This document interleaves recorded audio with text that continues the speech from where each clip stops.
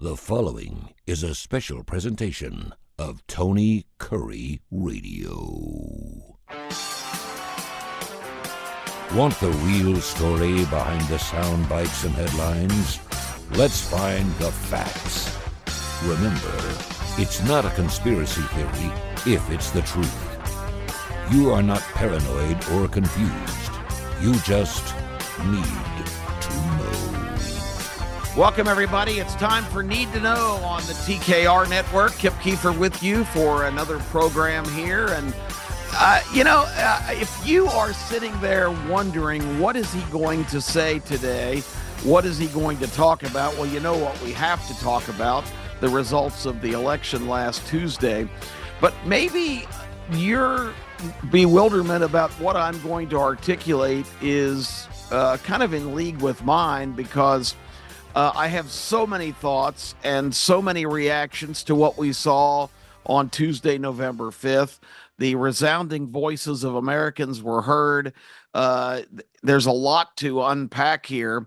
And I really don't have a plan. I just want to sit here for the next 30 minutes or so and just have a general discussion of things that I've seen, things that I have absorbed, and just talk about last week's edition of Need to Know, where I took what I hope was a conciliatory tone and just said, look, vote your conscience, vote what you think, vote what you believe. It's never been the goal of this program to try and push you in a direction you don't want to go. I just try to enlighten you with the information that I gather, because I'll admit it, that's pretty much what I do with 100% of my time. I just was reading an article this morning for a long time, very elaborate article about the motivations of former President Barack Obama, who continued from behind the scenes to kind of run the show these last 4 years. This was de facto the third Obama term. And it's interesting. The article was about what his obsession with Iran is and why it's been the central part of all of his foreign policy efforts over the years. It just gives you an example. If you read these really academic articles and they break down all sides of a story in a journalistic fashion, which is hard to find these days, you've got to get on the internet and look for the articles written in credible publications. And when I say that, I'm not talking about right wing. I'm not talking about, Republican or conservative. I don't seek out those news sources. I look for academians who have some perspective and have some expertise. A lot of times papers that come from different college professors that are not this ultra left kind of wackos that have a completely different worldview than what makes any sense. But you look for those kind of things that gives you a balanced and I do that because I want to understand where the motivations come from a lot of these policymakers. That doesn't make any sense to me. I want to understand why they believe what they practice, and so that's kind of the way. I got my feelings hurt recently in a family discussion about the election coming up, where a couple of my relatives had some misinformation accusing Donald Trump of something he actually did not do, which is not always the case. But in this particular case, I knew what they were saying was wrong. And they were saying basically that they were going to make the judgment on who to vote for off of this erroneous information. And when I challenged them that produce evidence that this is true, because I follow this morning, noon, night. I'm a political junkie. I'm an American history fanatic. Of course, I love sports, as all my football programming and all the other things. So my plate is really full because I'm constantly seeking information in every area of things that interest me. And another very close relative to me, when I said, I watch this every day, I read everything, I follow it all. And I said, and I have not heard him making that statement. And this other relative really close to me said, "Well, that's not a surprise." Basically indicating, and then another one said something about my broadcast partner, Terry Quillian, who worked in the Trump administration. And so when I said, he said, it's not a surprise. And I said, well, I mean, are you accusing me of being like a robotic kind of person that only listens to Fox News and gets my marching orders from there? Because that's sure what that crack sounded like. And then like I say, another relative said, "Well, Terry's probably a big influence on you too." Terry and I influence each other, but we talk in long dissertations about every aspect of issues. It is not some kind of right wing orgy of information that I am consumed with that shapes my opinions on things. I again will be happy to tell you that I am expert in American history. I know everything about how this country has reached the point where we are now, and has gotten to the stage of and I can go back and look at things that happened in the past with our country and tell you that every time we live in an era where we think this is the grand test of everything, this country has faced so many situations where it comes down to kind of a philosophical question, because there's been pushback, as the founding fathers suspected there would be, on this system of the government being run by the people themselves, of the people, by the people, for the people. It is still scoffed at around the world in a lot of corners that cannot work. That it's got to be some kind of strong central, massive government like China's that controls not only everything political, but all the industry in the country, the health care, all of the issues of the citizens. The government really makes the call on everything and has their fingers in everything. There's no individual liberty. There's no privacy. There's no people really making their own decisions without heavy government influence. And that's the conception that a lot of people in this country have adopted and thinks that that needs to take place. It's mostly Ivy League educated elites who gravitate to government, or jobs in the legacy media. That's a new term that's been on the boiler for a few months here. The legacy media, of course, being the New York Times, the Washington Post, ABC, NBC, CBS, all of these now de facto state-run media outlets that in an independent study done by several different university journalism schools, 98% of stories about Donald Trump during this election cycle were stamped negative. 98%. Whereas the Biden, then Harris candidacy had a negativity rating in the 30% range. So that's a gigantic disparity.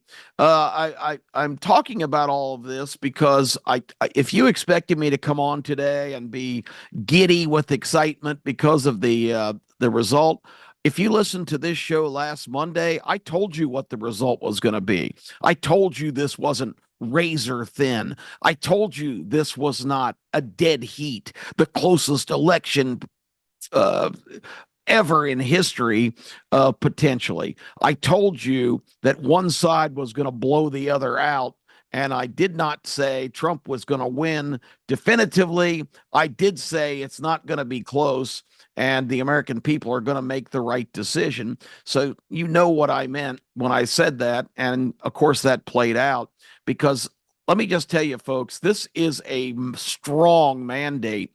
And if you know anything about history, every time we're kind of backed into this corner where somebody's trying to transform this country, and again, I'm not just pulling that term from the sky. Barack Obama in 2008, the night he won the election to become president of the United States, he said, "This is the beginning of the transformation of America." He wasn't just talking about domestic policy, he was talking about foreign policy, because guys like Barack Obama believe that the problems in the world emanate from the meddling and the direct involvement of the United States. The United States has been, quote, meddling, unquote, and has been involved in foreign affairs by absolute necessity. In World War I, France was getting its ass kicked. Germany was about to take over the entire European continent. They desperately needed help. The United States came to the rescue with an inexperienced military that they whipped into shape in no time whatsoever and pushed back and defeated the German threat and preserved democracy and tranquility in Europe for about 20 years until Germany rose again. And once again, despite tremendous opposition to getting involved in another European war at the unbelievable high expense of the lives of our sons and daughters, Roosevelt held out to the very last moment, denying we were ever going to send anybody. But when it became apparent after Pearl Harbor, the Japanese attack, and Adolf Hitler doing probably one of the stupidest things in world history, he was already in control of the European theater. He had already then initiated an invasion of Russia, which was absolutely absurd, because fighting a war of that magnitude on two fronts was a great example of just the maniacal insanity of this awful, awful person who was just convinced that he was some kind of heavenly deity and was inspired by the spirits of ancient Egypt and ancient societies. But then when Japan bombed Pearl Harbor, and Roosevelt famously, it's coming up, the anniversary here in just a couple of weeks, December 7th, 1941, a date that will live in infamy, because this was an unprovoked attack on the Hawaiian naval base. And let's not diminish the fact that not only were so many of our naval forces, the actual equipment destroyed, but we lost 2,000 lives in that attack. That wasn't like, these days you go bomb some kind of ammunition depot in Syria and they said, and reportedly 3 people were killed. We lost 2,000 of our finest young men and women in these attacks, not to mention, and it wasn't limited to just them. It was a lot of people who lived on Pearl Harbor, near Pearl Harbor in Hawaii. A lot of regular citizens were caught in the fire too. So it was an abominable act. And because Roosevelt declared war on Japan, Germany, of course, aligned with the Japanese Empire. Hitler immediately, in turn, declared war on the United States. Big, big, big mistake, because that hastened the justification. Roosevelt knew that America had to get into that fight, and that's what pushed the button for America to mobilize in a way that the world still is just absolutely blown away by. The greatest titans of industry in this country partnering with the government in a time of our darkest hour, especially when they got reports that Germany was developing an atomic bomb. The American genius and ingenuity beat them to that punch, and then delivered, without a nuclear weapon in Europe, but an audacious naval invasion, air invasion, D-Day, of course, on June 6, 1944. That turned the tide of the war. And, of course, the war was ended in Japan with the use of the new nuclear weapons. But it just showed the exceptionalism, the greatness of America, that this country rolled up their sleeves with absolutely, after World War I, there was so much anti-war sentiment. Our military was in shambles. We didn't really have any equipment, any tanks, didn't have a trained army. and what the Americans did in just a couple of years to go and for the second time in 20 years liberate an entire continent from the most the greatest face of evil we've ever seen speaks to what this country is all about and why we might be fragmented and factionalized.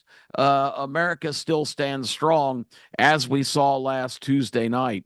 I was at work on Friday, walking through the hallway, and I saw somebody approaching who I know always wants to talk to me about politics, and talk about how evil Donald Trump is and how the Republicans are, Nazis, and I'm too polite. I do rebut, of course, but I don't want to. I don't want to stand there in the hall and listen to a bunch of manufactured words that this person has not formed their own opinions. This person basically quotes what is being spewed on MSNBC and CNN and all of the other legacy networks. But he looked up and saw me coming and said to me, well, congratulations, I guess. Your candidate won. And I just, I keep level headed. I don't snap, but I just kind of looked at him. I stopped in my tracks and I said, no, it's not my candidate. It's America that won, because America did what I just described. When the chips are down, we're backed into a corner, and we are on the verge of being taken a direction that this country was never intended to go. A course correction always historically takes place, because once these kind of movements start, and Hitler is the most extreme example in Europe, but even domestically, we've had situations here where this country and the representative republic that it's founded on, the lifeblood that is its backbone, the Constitution, is challenged and looks like it might be on the ropes.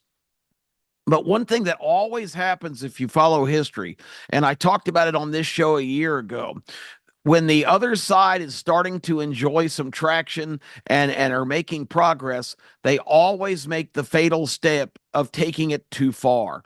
It's almost like they have no choice, because if they start to progress, they have to really push the gas down and hit the accelerator of trying to really complete the totality of their agenda. And it's always a fatal mistake, because when that happens, people realize what's going on.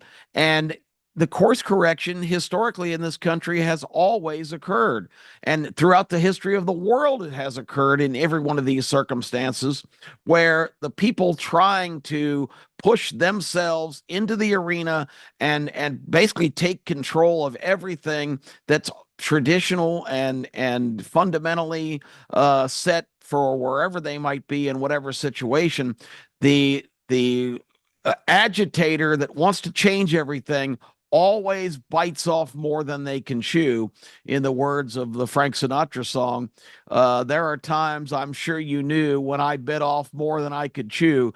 That's what almost every agitator in the history of the world does, and that's what this movement, this progressive movement, this woke movement, when they start arguing that libraries taking books out that are geared toward first and second graders, called My Two Daddies, or depicting sexual situations and justifying the normality of things that people can make those assessments. I'm not going to judge anybody for their opinions or who they love or what they want to do when they're an adult. But a second grader doesn't need to be reading books like that in a library. And when you do the obvious thing and remove them, they're screaming that we're censorship, that the people that are exercising the ultimate common sense are motivated by censorship and banning and burning books like they did in Nazi Germany. The projection, the turnaround is always ridiculous. And eventually, even people that are kind of on the fence or one issue voters that kind of lean that way start to realize that this is ridiculous. This is not who I am. I don't want to see this kind of in absurdity. I don't want to see my little girls have to play on a field or a court against a biological male. It's the things that they push for, the transgender surgeries when you're a child, if you identify as a different sex in elementary school. Legislation in California is the parents don't even need to be informed if the child at 7 or 8 years old says, "I want to be mutilated here and have this transformation surgery." This is a lot of sidebars of things that I think need to be said, because when they push and they go for too much, and when you start putting our children in the game, that's a bridge too far, because a lot of the things they were getting away with this DEI nonsense and all of this revision of American history, saying the country actually started in 1620 with the first importation of slaves. All of that, a lot of Americans might shrug off, but you start putting the children of America into that discussion and into that arena, and start suggesting that government and these people on the far left are better qualified to make decisions on behalf of your kid. That's a hill that people in America will die on. The hill that they're going to defend with every breath in their body, that don't mess with my children. I'm their parent and I make the decisions for them and what's best for them. And when government and society starts to try to take that role, they've gone way out of line and are going to get pulled back. And that's exactly what we saw last Tuesday night, when a coalition think of the remarkable situation. Trump got a huge portion of the Jewish vote and the Arab American vote. It just shows you that people at their core, no matter what their differences are basically, in terms of family and traditional values, no matter how they've arrived there, that is where they are. And you get those kind of coalitions. Black males, especially young black males, voted in droves for Donald Trump because they've grown up sophisticated and understanding that this generational obsession with voting for Democrats, when the only time they care about this constituency is in election years, they ignore them the rest of the time. There's never any progress in education or opportunity for Black Americans. It's always the same old stuff. And now in a lot of inner cities, this infusion, I should have said, infusion of millions of illegals that are taking up more of the government services and being offered things that the American communities that have been in need have never had access to. It's just too much. They pushed too far, too fast. It had to end, and it did on Tuesday. This is the end of the progressive movement in terms of it having a foothold in our society. It's the end of any credibility for legacy media. It was a great night for America. It has nothing to do with the individuals that were running. It's all about philosophy. I got to get to two other quick things. Number one, the excuses the night of the election. Juan Williams came on late night, who's a liberal commentator that Fox insists on employing to give us different voices, but they really just kind of stand out like a sore thumb. Juan Williams starts off his soliloquy by saying, I'm in shock tonight. I just can't believe that Americans, just 4 years after this individual led an insurrection to overthrow our government, has been chosen to be president with such a resounding margin. Well, Juan, let me refresh your memory. An insurrection is an organized, planned, armed violent takeover of a government or institution.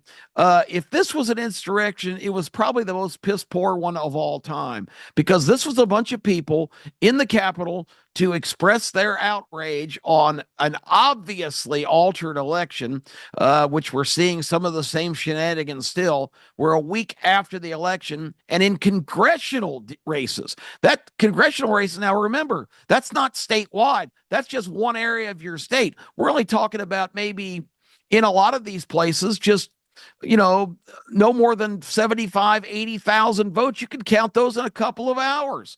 But they drag their feet, they slow walk it if the results aren't shaping up like they want them in these pockets of America, in the same old states. It's Arizona, it's Nevada, it's California. Nevada and Arizona, Trump carried handily, but we've still got congressional races, 20 of them, that are not determined. That makes no sense at all. These aren't statewide races with millions of voters. These are regions of states.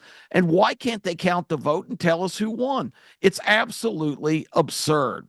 So anyway, Juan Williams saying this about an insurrection. Trump was not there. Trump spoke to the crowd earlier in the day and said, go to the Capitol, let your voices be heard. That directive is not go inside and cause a bunch of damage and raise hell. So, and if you're having an insurrection, you come armed with something more than your cell phone. These people, and they're talking about violence, 120 officers were hurt. Well, we have no documentation of that. The footage I've seen that they don't want you to see is just people running around, taking selfies, jumping up and down. I didn't see a single congressional person, a senator, a congressman. None of them were abused or beaten up or threatened. They got them out of there, of course. But the bottom line is this was just an angry group of people that got coerced into coming into the Capitol because the powers that be in this movement knew they could get great capital out of this for the next bunch of years. It was just another way to make sure that Donald Trump would never rise again, because Donald Trump is the antichrist to everything they're trying to accomplish. Donald Trump has stood in a withering fire of literal fire, including 2 assassination attempts, but countless indictments, ridiculous charges in New York, where they combined some state laws that were minor offenses that were not felonies with federal election law. It's never been done in the history of the country. Federal law and some ridiculous minor indiscretions in state law in terms of disclosure and mistakes on reports were combined into 34 felony charges, which the jury took about 20 minutes to say, yeah, he's guilty of everything, because in New York, you're not going to get a fair trial. And any judge that allowed that to continue, it was just a kangaroo third world country court. And anybody saying he's a convicted felon is just full of shit. I'm sorry, that's what they are, because these were Trump, good pun here, trumped up charges. This was not a fair situation. This guy also endured a raid of his home. He had documents which he was allowed to have as a former president. Hillary Clinton did not have that status. She had the same kind of information on her private server, which was a heinous crime. And Joe Biden, never having been president, had boxes and boxes of classified documents, but was found too old and incapable of understanding and defending himself against those charges. But Trump could be indicted with like 60 charges as a former president. He has every right to retain presidential documents. Anyway, the whole thing was so glaringly transparent. It was sad. And then the next day, I heard the ultimate one. I don't know who she was. One of the anchors on one of the leftist shows that was saying, it was an African-American young lady saying, well, I think we learned something about our country last night. We can't have a mixed race candidate married to a Jewish man they have no chance to get American support. So now it's dismissed down to a racist, misogynist, phobia against a daughter of a Caribbean mother and an Indian father, married to a Jewish guy. That it seems to me like if they had any substance, if she had any substance, that would be a lot of constituencies that might jump on board. But instead, we're a racist nation. We're a misogynist nation. That's why she didn't win. Of course, it had nothing to do with her policies or her complete lack of substance. It had nothing to do with they spent $1 billion trying to get her elected and now are $20 million in debt because they overspent. And a lot of the money was spent on hiring Beyonce and different artists and celebrities. And these people were so committed to the campaign that they were taking millions of dollars just to show up and shill for Kamala.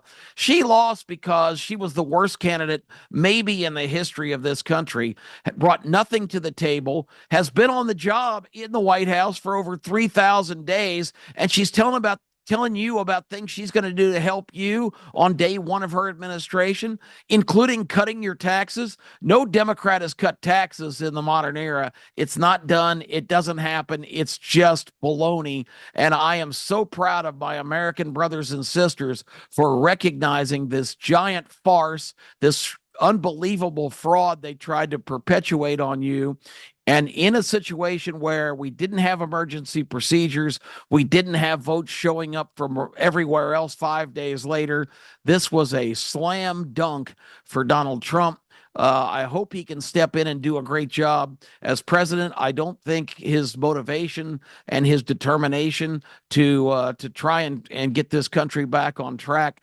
A lot of people question it. He's going to be a dictator. He's never going to leave. The guy's 78 years old. Look at all that he's endured. He's stuck in there, and because he is there for a purpose.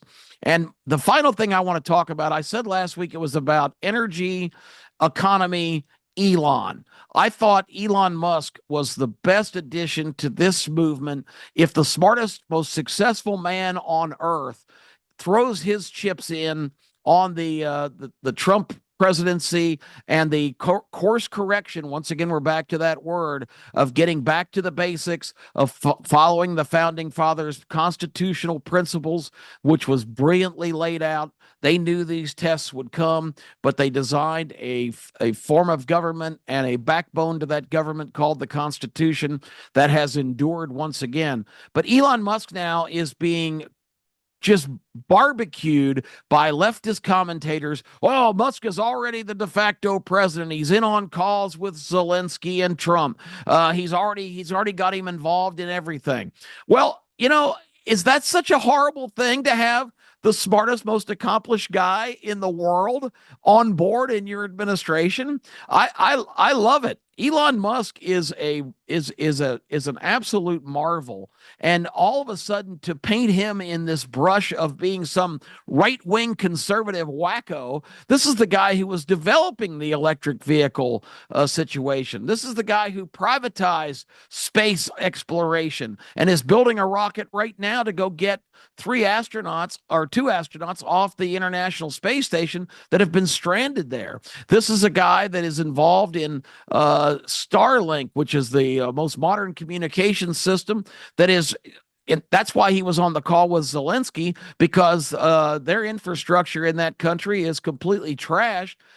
And Musk has worked to make that whole again, just like he did in Western North Carolina that was completely destroyed by the remnants of Hurricane Helene. Musk has developed things that are amazing. From my standpoint, with Bad Vision, Musk now has a new product, Neuralink, which is a chip that goes into your brain that can actually assist in creating visuals for people that have never been able to see or have limited vision. I mean, this guy is involved in so many things, is so brilliant. His personal wealth is $290 billion, despite buying Twitter for $45 billion, which is a terrible investment, which he acknowledges, but he said it's worth 100 times that if it creates a platform for free speech and takes away censorship in this country. I applaud Elon Musk. Attack him all you want, leftist idiots, because Elon Musk is a guy that is going to get things done. His track record is amazing, and they're criticizing him on the basis of he's only there to benefit himself. This guy is worth $290 billion. He doesn't need to benefit himself. He benefits himself just by waking up in the morning and coming up with more great ideas and investing his money wisely into the right and correct causes and products and assists for humanity. So attack him all you want. I think the best and the brightest and the most accomplished are the people who need to be involved in this government.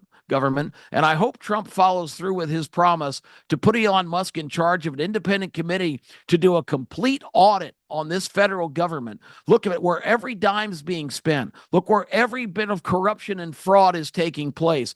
Look at who is on the gravy train and just sucking at the teat of this government and benefiting themselves tenfold. We've got to clean house. We got to get rid of all these government hangers on, all of this ridiculous excessive spending. And who better to look at that from a technical standpoint and make recommendations to the president than Elon Musk? I say go forth, go hard. Let's get this cleaned up. Let's get back on track, because this is not about Republicans and Democrats. We've lost our way. These parties are supposed to serve the needs of the American people. That's who they work for. Whether you voted for them or not, if you vote Republican, the Democrats in Congress and in the White House in those situations and vice versa, those people are supposed to be working for you regardless. When you've got FEMA this week, they've been exposed of saying in North Carolina and Florida where there's damage, if there's a Trump sign in the yard, skip that house. Don't go offer assistance. That's what government you've been living with right now. That is a complete disservice and a complete departure, dereliction of duty to what this country is all about. And that's serving the needs and the security and the safety and the economic well-being of American citizens. And that's all I've got to say about that. Kip Kiefer on Need to Know. We'll be back with you next week.